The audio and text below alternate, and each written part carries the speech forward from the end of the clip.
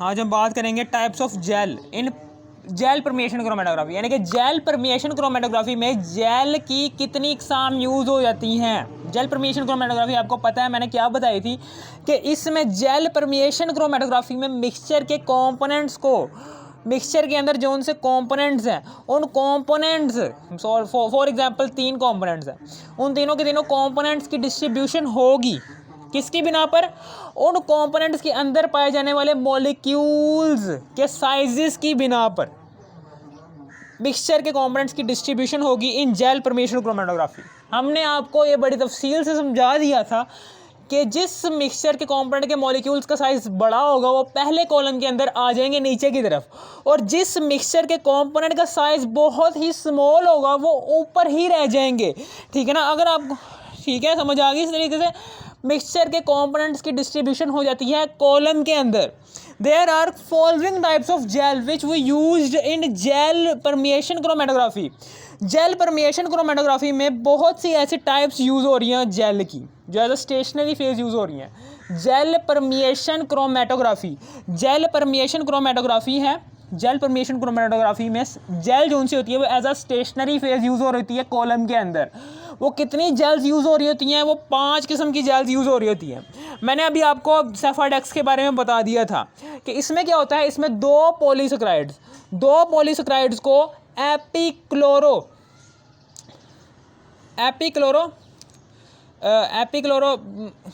एपिक्लोरोमीथेन के ज़रिए से आपस में जोड़ा जाता है। ठीक है ना, 2 मैंने आपको बता दिया था बायोजेल के बारे में, अब सेफाडेक्स के बारे में हमने आपको बता दिया था। आज हम बढ़ेंगे बायोजेल और एग्रोस के बारे में। ये 2 किस्म की gels as a stationary phase use हो रही होती है कॉलम के अंदर। ठीक है ना, बायोजेल क्या होती है, it is chemically inert gel. ये केमिकली इनर्ट जेल यानी कि ऐसी जेल है कि जो रिएक्शन नहीं कर सकती, यानी कि स्टेशनरी फेज हमें आपको पता है कि हमेशा याद रखना कि स्टेशनरी फेज हमने ऐसा चूज़ करना है कि जो रिएक्शन ही ना कर पाए मिक्सचर के कंपोनेंट्स के साथ।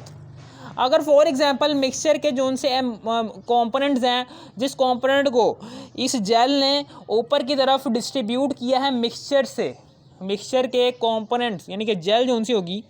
ये मिक्सचर के उस कंपोनेंट के मॉलिक्यूल्स को डिस्ट्रीब्यूट कर रही होगी कि जिस मॉलिक्यूल्स का साइज़ बहुत ही छोटा होगा,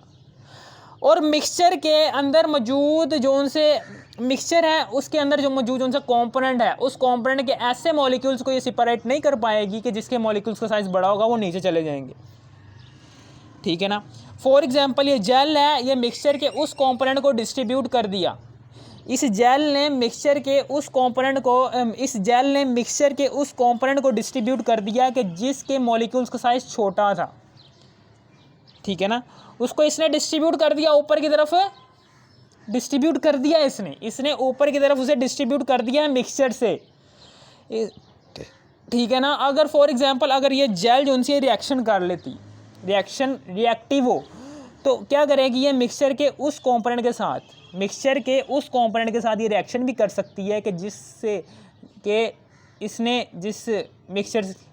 यानी कि जेल अगर रिएक्टिव होगी ना तो ये मिक्सचर के उस कंपोनेंट के साथ रिएक्शन भी कर सकती है कि जिस कंपोनेंट को इसने मिक्सचर से अलग किया,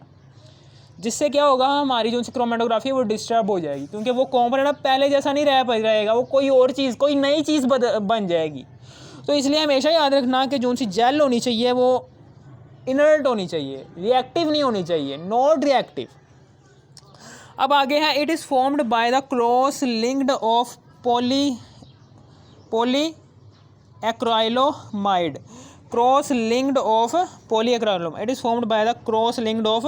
मैंने आपको बताया था एपिक्लोरोइथेन के बारे में, मैंने आपको बताया था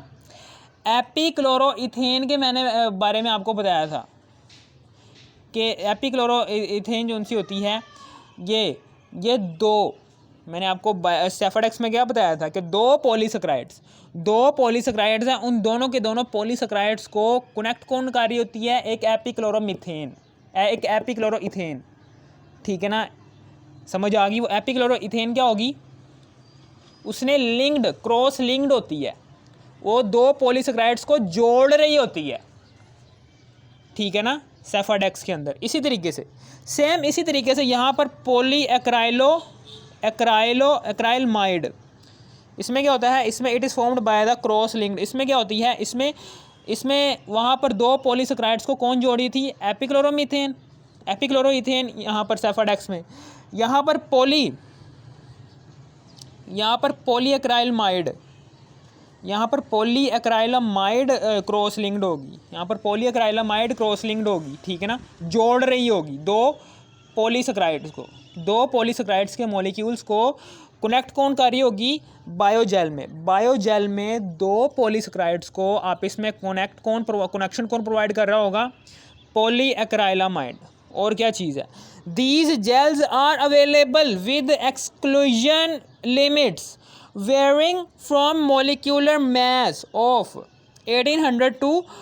4 लाख ग्राम पर मोल। इसका मतलब क्या है, इसका मतलब ये है कि ये मिक्सचर के उन्हीं कंपोनेंट्स को, यानी कि मिक्सचर के उस कंपोनेंट्स के मॉलिक्यूल्स को डिस्ट्रीब्यूट, ये जेल जो सी है, ये जेल ये सिर्फ और सिर्फ मिक्सचर के उस कंपोनेंट्स के मॉलिक्यूल्स को डिस्ट्रीब्यूट कर सकती है।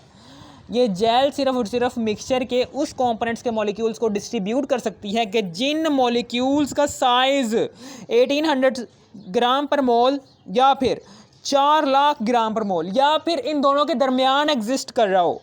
ठीक है ना, सिर्फ और सिर्फ मिक्सचर के उन्हीं कंपोनेंट्स को डिस्ट्रीब्यूट कर सकती है ये जेल जो सी है,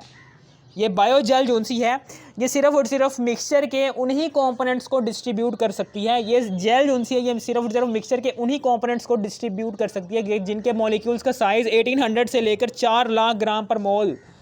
तक हो। अदरवाइज़ अगर इससे छोटा होगा या फिर इससे बड़ा होगा, तब वो मिक्सचर के कंपोनेंट्स के मॉलिक्यूल्स को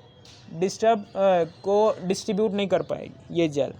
ठीक है ना, ये इसकी शर्त है।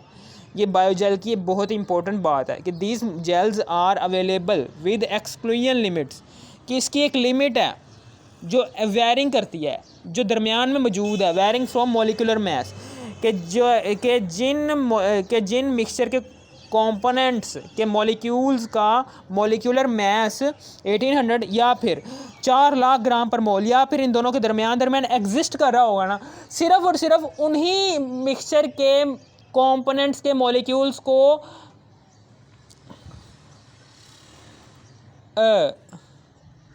डिस्ट्रीब्यूट कर सकती है, ठीक है ना, मिक्सचर से। आगे हम बात करने जा रहे हैं एगरोज जेल की बात करने जा रहे हैं। एगरोज जेल की क्या होती है कि it is derived from agarose, इसे हम डिराइव कर सकते हैं एगरोज से, it is derived from agarose,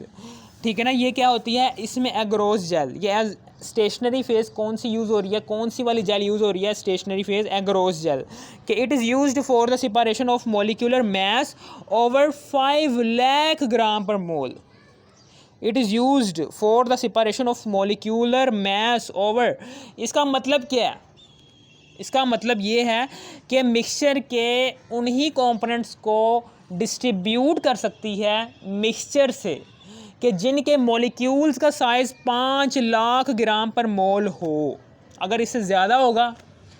तो उस मिक्सचर के कंपोनेंट्स को डिस्ट्रीब्यूट नहीं कर पाएगी, ठीक है ना, समझ आ गई आपको।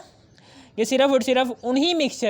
सिर्फ मिक्सचर के उन्हीं कंपोनेंट्स के मॉलिक्यूल्स को डिस्ट्रीब्यूट कर सकती है कि जिनके मॉलिक्यूल्स का साइज़ या फिर जिनका molecular mass 5 lakh gram per मोल होगा। अगर इससे ज़्यादा होगा तो फिर मिक्सचर के कंपोनेंट्स के मॉलिक्यूल्स को डिस्ट्रीब्यूट नहीं कर पाएगी मिक्सचर से, ठीक है ना। फिर आगे है जी, it is soft so it can not bear high pressure, ये बहुत ही सॉफ्ट होती है। आपने देखा होगा छोटी छोटी सी गेंदें होती हैं जो बच्चे अक्सर लेकर आते हैं और उन्हें पानी के अंदर डालते हैं, वो छोटी छोटी सी गेंदें फूल कर बड़ी हो जाती है, और जैसे हम उस बड़ी सी गेंदों को बाहर निकालते हैं और उसको पर प्रेशर प्रोवाइड करते हैं ना, तो वो गेंदें पीस जाती हैं, यानी कि पिस जाती हैं। वो प्रेशर लगाते हैं, वो सॉफ्ट सी होती हैं, वो पिस जाती हैं। इसी तरीके से ये जेल ऐसी ही होती है कि इस पर आप थोड़ा सा प्रेशर लगाओगे ना तो ये भी उन्हीं गेंदों की तरह टूट जाएगी ये gel. It is used for the analysis of proteins, nucleic acids and other biological molecules. It is used for the analysis of proteins, nucleic acids and other biological. ठीक है ना, इसका मतलब क्या है कि जिस मिक्सचर के अंदर एज अ कंपोनेंट एक्ट कर रहा हो प्रोटीन या फिर न्यूक्लिक एसिड, डीएनए आरएनए या फिर एंजाइम्स वगैरह, या फिर जिस मिक्सचर के अंदर एज अ कंपोनेंट एक्ट कर रहा हो कोई सा भी बायोलॉजिकल मॉलिक्यूल के ऐसा मॉलिक्यूल को जो जानवरों में एग्जिस्ट कर रहा हो, ऐसे मॉलिक्यूल्स को हम बायोलॉजिकल मॉलिक्यूल्स कहते हैं कि जो जानवरों के अंदर पाए जाएं, उन मॉलिक्यूल्स को कहते हैं बायोलॉजिकल मॉलिक्यूल्स। ठीक है ना, ऐसा मिक्सचर के जिनके अंदर एज अ कंपोनेंट ये तीन चीज़ें एग्जिस्ट कर रही हो ना, ठीक है ना, तो उस मिक्सचर के कंपोनेंट्स की डिस्ट्रीब्यूशन करवाने के लिए, उस मिक्सचर के कंपोनेंट्स को अलग अलग करने के लिए हम एग्रोस जेल का यूज़ करेंगे, किसी दूसरी जेल का यूज़ नहीं करेंगे। ये इसकी बहुत ही इंपॉर्टेंट बात है जो उनसे मैंने बताई है कि ये मिक्सचर के उन्हीं कंपोनेंट्स को डिस्ट्रीब्यूट कर सकती है, ये मिक्सचर के सिर्फ और सिर्फ उन्हीं कंपोनेंट्स को डिस्ट्रीब्यूट कर सकती है कि यानी कि मिक्सचर के अंदर ऐसे कंपोनेंट्स आ रहे हैं, ऐसे कंपोनेंट्स के मॉलिक्यूल्स आ रहे हैं कि जिन मॉलिक्यूल्स का ताल्लुक प्रोटीन से है, जिन मॉलिक्यूल्स का ताल्लुक न्यूक्लिक एसिड्स यानी कि डीएनए आरएनए से है या फिर बायोलॉजिकल मॉलिक्यूल्स से हैं, उन्हीं कंपोनेंट्स को डिस्ट्रीब्यूट कर सकती है ये कॉलम के अंदर। ठीक है ना, समझ आ गई? अगर आपको इस वीडियो की ज़रा से भी समझ आ गई, थोड़ी से भी समझ आ गई, इस वीडियो को कर दो लाइक और सब्सक्राइब और शेयर भी कर देना। थैंक्स फॉर वॉचिंग मी। ठीक है, समझ आ गई?